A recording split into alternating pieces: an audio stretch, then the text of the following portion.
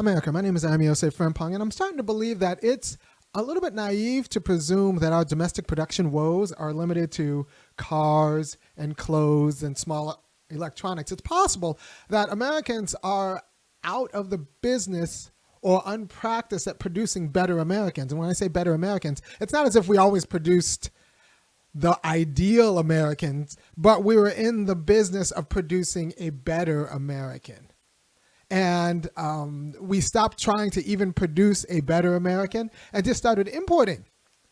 And now we have, protections for the Americans we have here because we started importing Americans. And we were naive to assume that, one, only American can produce Americans, and also that America would necessarily produce the best Americans. I think we can import better Americans who are better at doing America. And because we weren't really serious for decades about producing the best Americans as a part of like our identity. And that only seems offensive if you don't look at data at some of the immigrants we enter in, especially at the higher level. But it's only offensive if you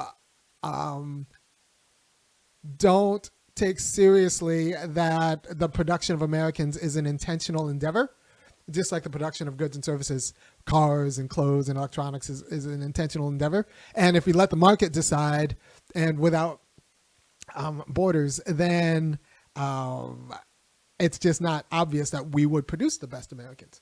Other people might produce better Americans, and then we import them. And I think that might have been our model of doing business. We just didn't admit that to ourselves.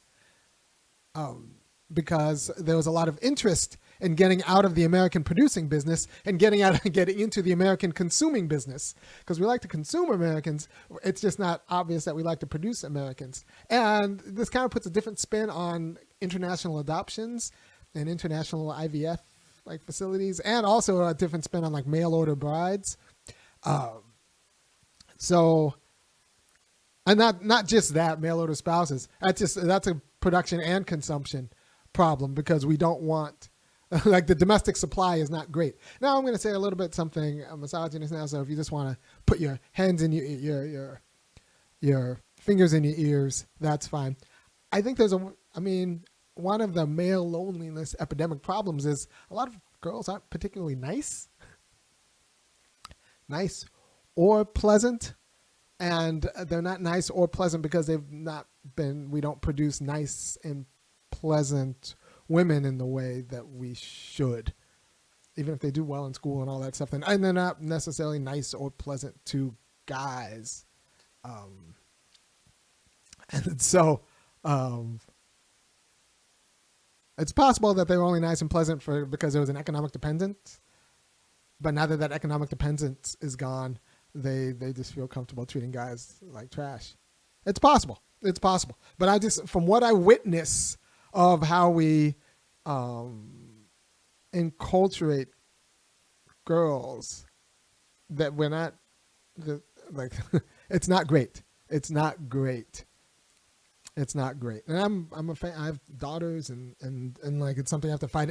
It's just bizarre that it's something I have to fight against.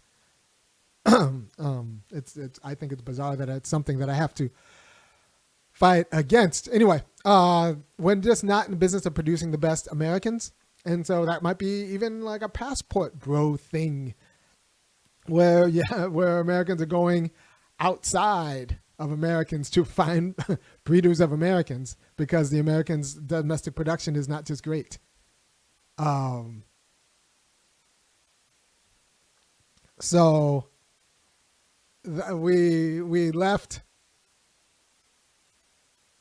I don't want the production of Americans to be like the production of cars, electric cars, where everybody knows China produces the best ones, but we have to pretend that they don't, and then hold up an industry that's not even innovating the way it should. So we should be aggressive about how to produce the best Americans and make that a national project, the same way we're aggressive about how to produce the best cars, because then we might need the domestic production of cars to spin up into tanks. We might need the domestic production of Americans to spin up into like protectors of America. And we can't just assume that everyone who sets up shop in America from elsewhere has American interests in mind. We just let them do business here. And we don't want America to be just a place where people just do business. So we have to think about we have to think about what it means to make an American. All right, so we're waiting for what constitutes an American if made in another country. We don't want people from other countries to be better at analyzing and discussing American politics and some of the inconsistencies and tensions and problems of American politics than Americans are. We want the just and critical eye on American politics to come from America. Internally, because we can actually look at our deficits and address them.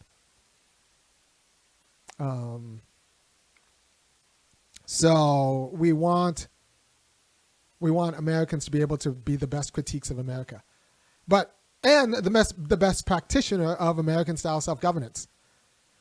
But instead, Americans aren't the best criticizers of America. It's not obvious that they are, and they aren't the best practitioner of American-style governance and social life. And that's not great. That's not great. Now, we can, the cheap way to solve this is just close borders or whatever, but I'm cool with that. I'm fine with closing borders. But I actually just want to making better Americans a national project and taking that seriously.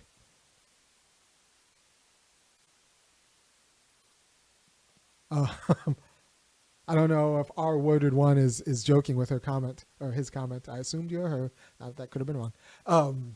About their PhD being Buffy the Vampire Slayer as a true Marxist subject. Although that was something that was actually talked about in my generation. Not that particular, but people loved Buffy. Yeah. So okay. So anyway. We need to take as a national project the business of making America. And it's kind of lazy to presume by nature, that means through some internal non-conscious principle, that Americans are made. Just like it's lazy to presume that by nature, cancer will be cured or houses are built or cars are made. None of that's by nature. It's all. And if we're lazy at one thing, we can't just presume that laziness hasn't metastasized. And if the reasons we're lazy at one thing might be the reasons we're lazy at another. And this is one again, close your ears if you want to not just consider me like a casual misogynist. I actually think that the feminization of the workforce hasn't been great for labor relations and the respect we have for manufacturing, and also feminism hasn't been great for families, for making better Americans. It could have been great, and it should have been great, but I don't think it has been made great for making great American families. By the way, talking like this is why I might not be welcomed into academia at a degree to which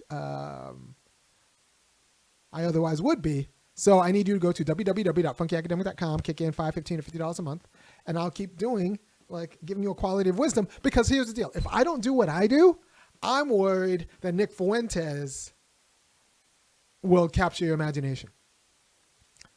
If I don't do what I do, I'm not sure that other people will do what I do. And since what I do needs to get done, you go to Nick Fuentes gets it.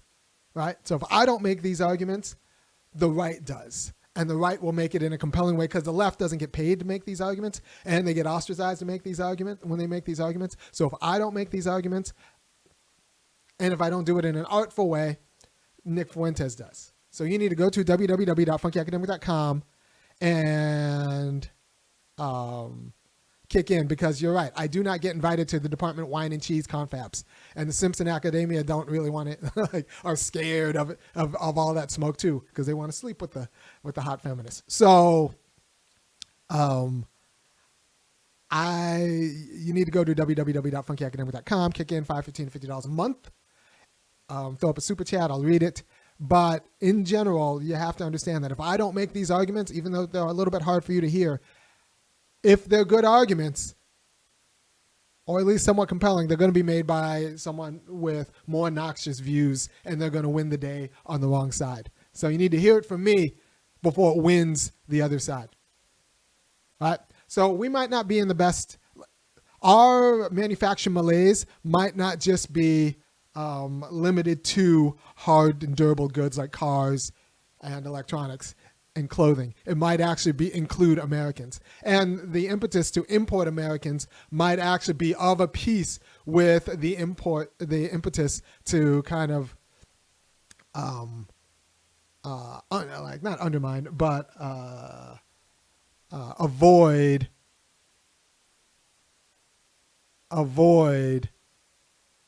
the work of manufacturing them at home. And so we get them from abroad. That's the same with, like, that could be the same with both students, but also just American culture, especially American culture that talks about American culture. We might just leave it up to the market or get it from abroad, and that's not exactly the same as like intentionally manufacturing good Americans. Intentionally manufacturing good Americans, which should be our business, because we don't always manufacture the best ideal Americans. We never have, but we should be in the business of manufacturing the best Americans, the better than the ones before us. And I think we've stopped that business because that business is hard. And so now we get our Americans, the best Americans, from other places who are still in the business of manufacturing the best Americans, because they know that there's a market for the best Americans, and so they sell their best Americans over to America, and then we don't have to actually make our Americans ourselves. And it's kind of like bananas in winter. We get them from Chile. We get the best Americans. We get the best Americans. Our worder gives us super chat. Thank you. Every dollar counts. Buying you a coffee. Actually, I don't drink coffee. I'm kind of like a Mormon that way. I don't really, I'm not into stimulants or downers or anything like that. I just kind of, I sleep when I sleep, and then I get up when I get up. That's probably should be a little bit more intentional about when I sleep and take the melatonin or whatever. But I just, so I don't drink coffee, and I don't drink alcohol. I don't smoke. I never have. And I actually encourage, I think it saved me for a few reasons. I encourage you for your kids to just get that stuff out. Do it like a Seventh-day Adventist or a Mormon, where you just get that stuff out of the house, out of the culture, and so they don't get used to like taking things in order to feel a certain way.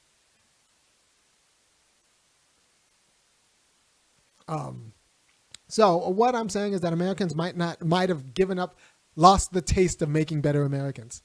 They've chosen not to make better Americans because making Americans is hard, and it's easier to import them, just like everything else. But we lose something when we can't turn a Ford factory into a tank-making factory. We lose the defense capacity. And that's the same thing when we can't turn our American institutions into making, actual thoughtful Americans. Actual thoughtful. Like the best critiques of America should come internally from Americans and should be able to be heard by Americans, because that's part of what it is to self-govern. To be able to hear and make appropriate critiques by looking into the mirror. That kind of reflective capacity shouldn't come from other people. Non-Americans shouldn't accurately be critiquing American parenting. It's okay if they do it inaccurately, but now non-Americans are accurately critiquing American parenting. Non-Americans are accurately critiquing American political economy. That means Americans have lost the ability to accurately critique and make adjustments on American goods and services and people. And that is like not great for the project of self-governance. Other people are better at like giving the content of governing America than America is. Americans are. Because we need to actually cultivate a sensibility intentionally. Cultivate that critical sensibility that will ward away making our own immunosystem, that'll ward away like infectious corruption and corrupting diseases, right? So sometimes I see the manufacturing of better Americans in surprising but marginal spaces. Women's college softball, for example. Yeah, for a while we were like women's soccer, but now, it's the world is caught up making better women's soccer players. And pretty soon, America, the only way America will be competitive in women's soccer is by importing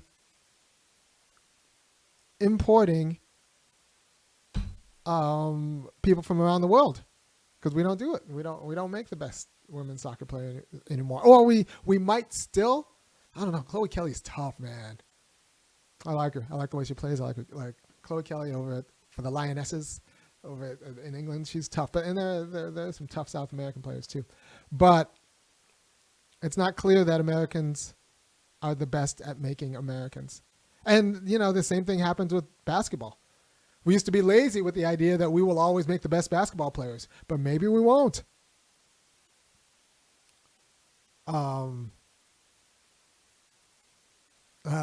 Trinity Rodman. I like Trinity Rodman. All right, so I'm gonna fanboy on soccer a little bit. I like Trinity Rodman's game. She's exactly what America needs: a pass first forward who can do the dirty work, but also is quick and is a pass first forward. We don't have those. We had a little Lauren Holiday was what we needed. I thought Rose Lavelle was going to be that person, but she never turned into that person. But we needed a pass first forward, and she's exactly what we need. I mean, I like some of the other players on the women's national team, but a good playmaker who then knows how to dish. I've never been a huge Alex Morgan fan, but she can finish, right? But Trinity Rodman as a pass first forward, we need to produce and mass produce those, because we just don't. Something about this nation doesn't produce pass first forward. But I also like the way Melanie Becerra plays. Hopefully she'll keep it up. I'm a fan, and I like if we keep making players like Alyssa Thompson and Melanie Becerra, especially Melanie Becerra. She's got moves. That would be an enjoyable soccer culture for at least moi. But that comes from intentional parenting. That's not just kicking the ball around. Melanie Becerra was a project. Trinity Rodman just had the right sensibility to be what she was, and that's her natural game as being a pass first forward. But for some reason, we didn't make them. We need that. We need her. We need her in the pipeline always. Yeah, that's all. So I'm a Trinity Rodman fan. I'm a Trinity Rodman stan, and because I like her style of game, and I think her style of game is what the U.S. national team always needed, but didn't have for a few years. Pass first forward. Can do the dirty work in the box, outside of the box, but still is always looking to set up her teammates. She could notch a ton of assists. Yeah, I like. Yeah. So anyway, I think that Americans stopped intentionally producing better Americans, and we assumed that we would always just kind of be the best at producing Americans, and it turns out that we aren't the best at producing Americans. And then we didn't really have to confront that because we could import other Americans to deal with our manufacturing laziness. And that's where we are right now. And that's kind of what the H-1B visa is about, but that's also kind of what the low-wage labor problems are about. Why organize to unionize low-wage labor when we can just get low-wage laborers from other places? So in general, we just did not want to actually produce the kinds of Americans who could deal with American problems. So we imported Americans to deal with American problems. And all the way up from low-wage labor to high-wage labor, all the way up to self-governance. We import people to deal with that because we don't want to produce that domestic talent at home because it's hard. Because it involves telling people what to do and structures and stuff like that. So I haven't heard this argument generalized anywhere else. And if you haven't either, you should go to www.funkyacademic.com and kick in $5, $15, $50 a month. Because these are the kind of arguments you get here and nowhere else, except if it's a good argument and you get it here and no place else, it's going to come up in like Nick Fuentes, or it's going to come up somewhere else. And that's not going to be good for the left. So you want to support it coming up here before it comes up there and has a kind of horrible racist tinge to it. All right. Thank you for your time. Peace.